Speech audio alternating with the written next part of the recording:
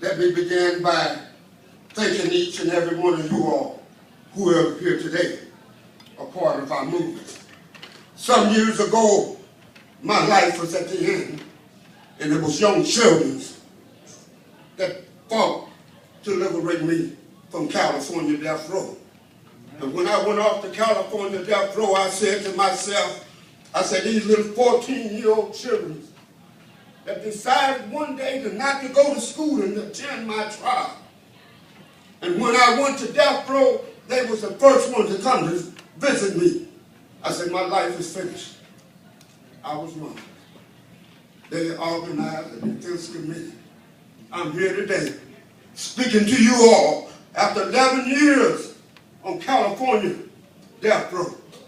Not because of the system, but because of them young children that went out and organized and never accepted the fact that they couldn't do it. Although I was saying I was finished. So I'm here today. So here I stand, wounded by the blows of capital punishment, but not slain. I rise tonight to speak to you all.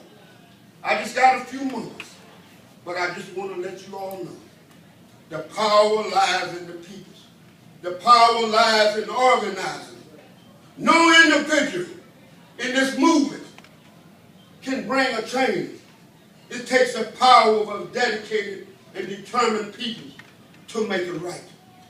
I remember when I was on death row as a little boy, when my mother used to come up there to see me. See, we wear masks. And when she used to come up to see me, I said, Mama, how you doing? She said, son, I'm doing okay. She said, son, how you doing? I said, I was okay. That was the biggest mistake that we ever made in our life. We never dealt with the reality that our little boy was going to be executed. And I'm just so thankful to the people who helped us organize. And what we have to do, not because we are in the death penalty in the state of Maryland, to be happy. Because in the state of Maryland, we still have a racist, discriminatory system.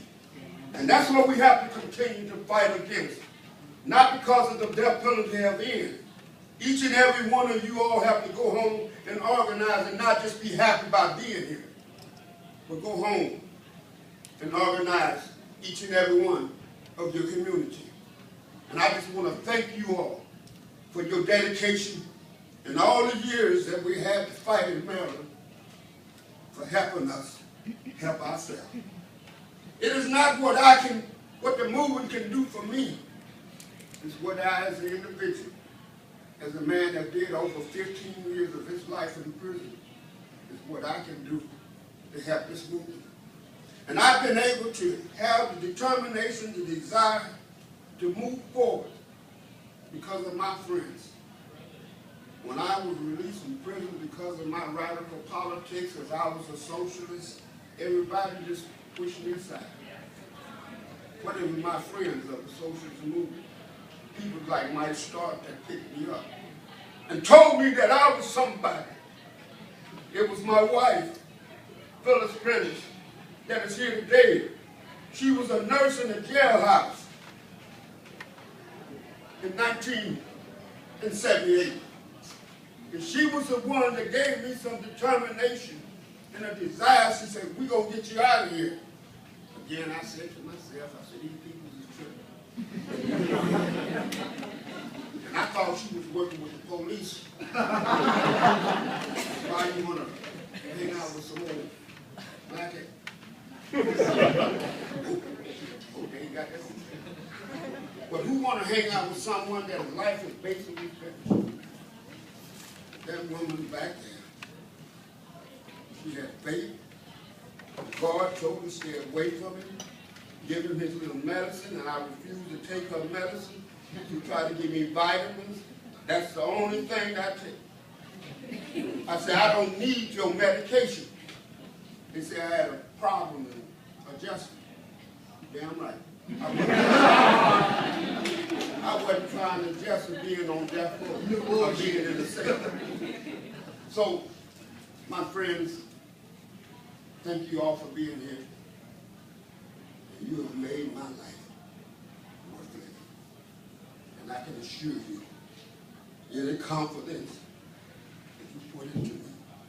I grew up in gangs. When I was 16 years old and 15, I went in and out of jail. And at the age of 18, I went off to jail for my last time. I denounced my gang activity and joined a political movement. I was radicalized by the Black Panther movement. And that's who I am today. I'm a person that want to fight for social justice. It's not just about the death penalty. It's about racial profiling of our children that's walking around in Washington, D.C. today. Every day my little son, who was 27 years old, when he leaves the house, I say, son, be careful. Not because he don't do anything wrong. I said, don't ride with too many people because I know they're going to profile. That's what I'm about today. I'm not just about the death penalty. It's about the whole criminal justice system in America. And that's what we have to stand up, and we have to keep our unity and continue to organize.